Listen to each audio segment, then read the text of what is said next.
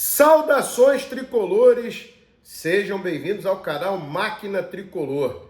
Eu me chamo Leandro Goulart e sou torcedor da primeira e mais importante instituição futebolística desse país. Pessoal, no vídeo de hoje vou dar uma pincelada aí sobre a coletiva do presidente Mário Bittencourt, tá? Peguei alguns trechos aí que a rapaziada colocou nos grupos de WhatsApp e vou dar a minha opinião sobre esse tipo de coletiva que ele dá. E também vou fazer uma breve análise aqui sobre o nosso adversário na Libertadores. Sorteio rolou agora há pouco e está definido o nosso adversário nas oitavas de final. Na verdade, já está definido até o caminho do Fluminense até a grande final, porque o chaveamento já está fechado. Se o Fluminense passar do seu adversário, que é o Argentino Júnior, pega o vencedor de Flamengo e Olímpia do Paraguai. Então eu vou dar uma analisada aí sobre esse sorteio, o que eu acho, se pegamos um adversário fácil, difícil, tranquilo, um caminho de chave tranquilo ou não. E também, como eu falei, dar uma pincelada aí sobre a coletiva do presidente Mário Bittencourt, beleza? Mas antes eu peço a vocês aí que se inscrevam no canal, quem não está inscrito, que deixe o like para ajudar o canal. Estamos quase batendo aí 5 mil inscritos.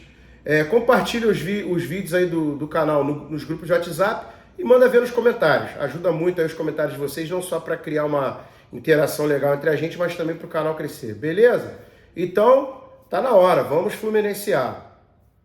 Vou começar falando aqui sobre a entrevista do presidente Mário Bittencourt. Então, gente, há muito tempo eu já adotei a estratégia, digamos assim, de não... Caramba, como é que eu vou falar para vocês? Não é não me aprofundar, mas alimentar, talvez. De não... Cara, a palavra tá me fugindo aqui. Eu me afastei dos assuntos, digamos, políticos do clube. Eu, por exemplo, sou sócio proprietário, mas não me envolvo em nada lá. E quando o assunto é referente à parte da dirigência do clube, eu me abstenho completamente. Por que eu adotei essa tática? Porque é bom torcer, é maneiro ser torcedor de futebol, é legal pra caramba. Só que, cara, isso aqui, meu irmão, afeta muito a sua vida, pro bem ou pro mal. Teu time ganha, tá tudo bem, tá feliz pra caramba, tu faz tudo bem, seu humor fica legal, sua saúde fica mil maravilha. Quando teu time perde, cara, isso afeta a nossa saúde, afeta a nossa mente. Então, como esse é um assunto onde, na minha opinião, o Fluminense deixa muito a desejar, eu preferi não mais me aprofundar nesse tema. Eu deixo a parte da administração do clube de lado e comento mais aqui as coisas que acontecem ali dentro das quatro linhas, história do clube, arquibancada, essas coisas. Foi uma maneira que eu achei para sobreviver ao fato de ser tricolor, digamos assim. Então eu nem assisti a coletiva, eu já sei como é que são as coletivas dele.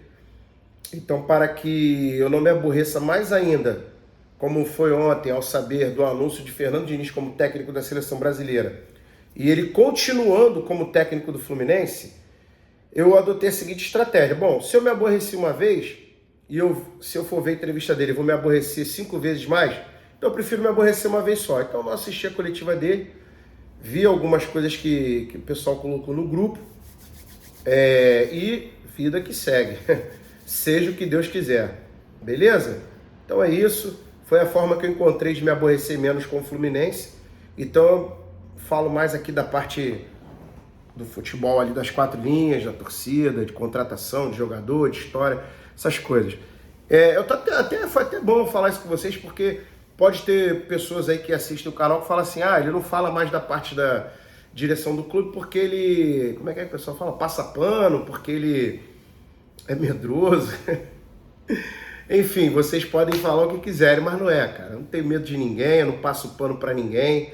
É apenas uma questão de sobrevivência mesmo. O Fluminense afeta muito a minha saúde, mental e física também. Então, cara, se eu já sei que é um tema que não vai adiantar nada, a minha revolta, a minha indignação, enfim, meu esforço ali em cima daquilo, então eu prefiro tirar meu time de campo, beleza? Agora, vamos falar sobre o adversário do Fluminense no sorteio, Argentino Júnior. Para quem não sabe, o Argentino Júnior, ele não é um gigante do futebol argentino, tá? porém ele tem algumas coisas bem legais relativas à história dele. Uma delas é que ele revelou ninguém menos do que Diego Armando Maradona. Não à toa o seu estádio recebe esse nome. E o Argentino Júnior, ele já conquistou a Libertadores da América em 1985, onde ele derrotou a América de Cali na final. E tem uma curiosidade sobre essa conquista.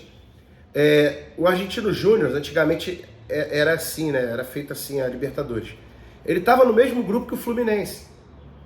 O grupo do Fluminense era Fluminense, Vasco, campeão e vice do Campeonato Brasileiro, Argentino Júnior e Ferro Carril, que eram campeões e vices do Campeonato Argentino. E nesse grupo, tanto o Fluminense quanto o Vasco foram eliminados. E o Argentino Júnior e o Ferro Carril seguiram na competição. E acabou que o Argentino Júnior chega na final e se sagra campeão da Libertadores na única vez da história. Ele faz a final do Mundial de Clubes com a Juventus, do Platini, e perde a decisão, mas é o campeão da Libertadores de 1985. E além de revelar o Maradona, ele também revelou Riquelme, cara. Aliás, o Argentino Júnior, ele tem esse reconhecimento lá do pessoal da Argentina. Ele é simplesmente espetacular na questão de revelar jogadores. Tem mais jogadores revelados por eles, como por exemplo o Sorin, foi revelado pelo Argentino Júnior, e também para quem é mais antigo aí vai lembrar, Redondo. Lembra do Redondo? Fernando Redondo? Tem mais jogadores aí, tá? Mas pro vídeo não ficar longo, eu não tô aqui para falar da história do Argentino Júnior, acho que tá bom por aqui. O treinador do Argentino Júnior é o Gabriel Milito, irmão do Diego Milito. Diego Milito era atacante, Gabriel Milito era zagueiro. Os dois da seleção brasileira. Gabriel Milito jogou no Barcelona, dentre outros times. O Diego Milito, que é irmão dele, jogou na Inter de Milão, inclusive brilhando na final da Champions, naquele ano, contra o Bayern de Munique.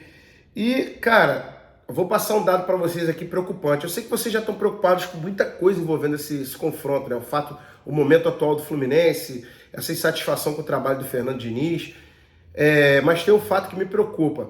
Eu acompanho bem o Campeonato Argentino, tá? E o Argentino Júnior vem jogando bom futebol há bastante tempo. E o Gabriel Milito, ele já está no comando técnico do Argentino Júnior há 2 anos e meio. Ele chegou no Argentino Júnior em janeiro de 2021, ou seja, um trabalho longo. E ele faz um bom trabalho lá, ele faz um excelente trabalho. Não à toa, o Argentino Júnior jogou a Libertadores desse ano, né? Se classificou, venceu o Corinthians lá no Itaquerão. E antes que vocês falem, mas o Corinthians é uma baba, o Corinthians não se classificou, ficou eliminado. O Fluminense perdeu para esse Corinthians lá no Itaquerão, tá? Por 2-0. O Argentino Júnior foi lá e ganhou com autoridade. Claro que eu não estou falando aqui que uma coisa tem a ver com a outra, é só para posicionar vocês, tá? Em relação a esse adversário que o Fluminense vai enfrentar. E outra coisa, né, meu amigo? O próprio nome já diz, Argentino Júnior. É um time argentino. É um adversário que a gente tem que respeitar sempre, porque é de um país com um pedigree muito grande no futebol. Os caras sabem jogar bola. Como eu falei, tem um treinador que está no comando técnico da equipe há 2 anos e meio. O estádio deles é um estádio com capacidade para 30 mil torcedores. Lá na descrição está 35 mil, mas cabem 30 ali. Vai estar lotado, que é sempre difícil, né? Um dos fatores de dificuldade de enfrentar os times argentinos é esse, a torcida. Então, nesse estádio aí, com certeza vão liberar em torno de 2.000 a 2.500 ingressos para a torcida do Fluminense.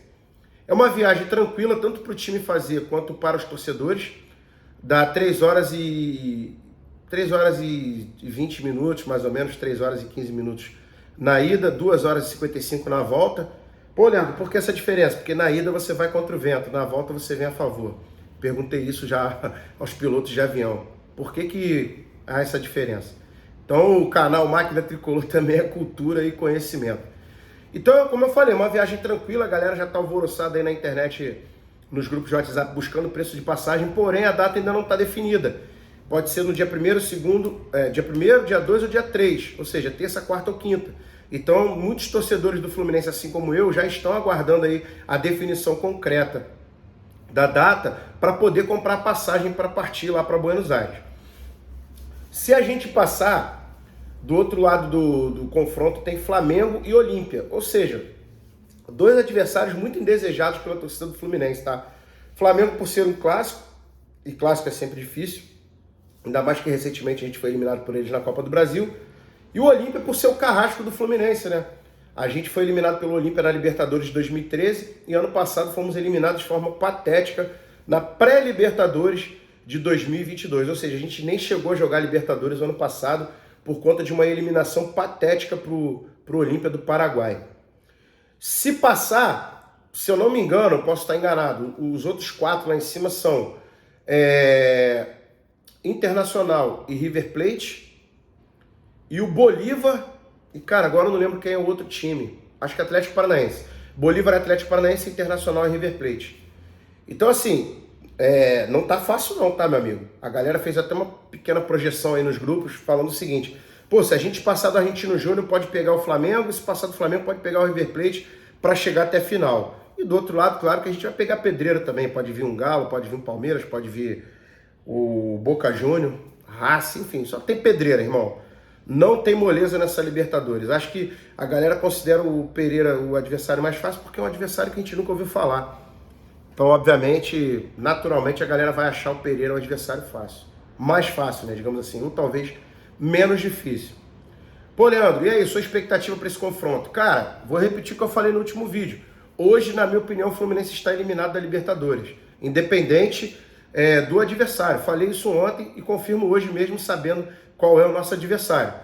O Mário Bittencourt tem que fazer alguma coisa para mudar o quadro. Com esse quadro atual, o Fluminense está eliminado da Libertadores.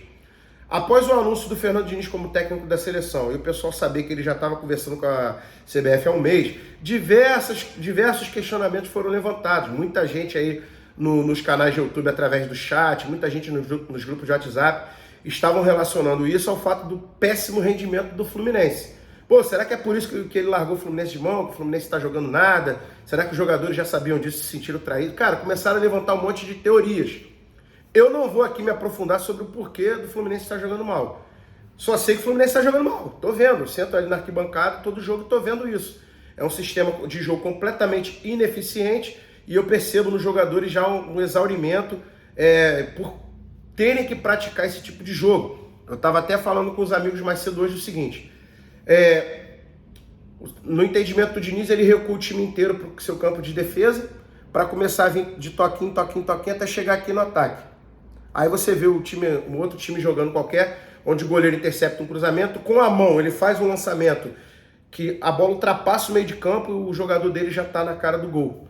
E aí você vê, por exemplo, o Flamengo recuperar a bola na defesa contra a gente, no primeiro jogo da Copa do Brasil, o Arrascaeta num passe de 50, 60 metros, bota o Gabigol no mano a mano com o Felipe Melo faz a falta e é expulso.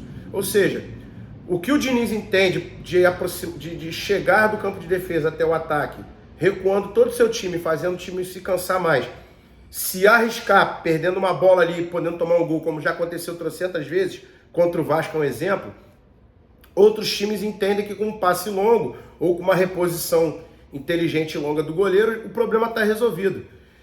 Então, usei esse exemplo aqui para mostrar uma das coisas que eu enxergo de errado no time do Fluminense, mas vocês aí devem saber de tantas outras, assim como eu também sei, mas não vou falar para não alongar o vídeo. Então é isso, na minha opinião, hoje o Fluminense está eliminado por conta de um quadro que, na minha opinião, é irreversível. O presidente do Fluminense tem que tomar uma atitude muito drástica. Na minha opinião, é dispensar o treinador e trazer outro para que esse quadro mude e daqui a um mês, o jogo vai ser praticamente daqui a um mês, a gente possa entrar com condições de eliminar o Argentino Júnior e seguir na Libertadores até o tão sonhado título. Reforço que eu, na minha opinião, vejo o Fluminense como um time muito bom, muito qualificado. Gostei da chegada do uruguaio. Se o Marlon chegar, vai qualificar mais ainda. Não vou falar aqui do Johnny Gonzalez nem do Danielzinho, porque já falei, então não vou ficar sendo repetitivo.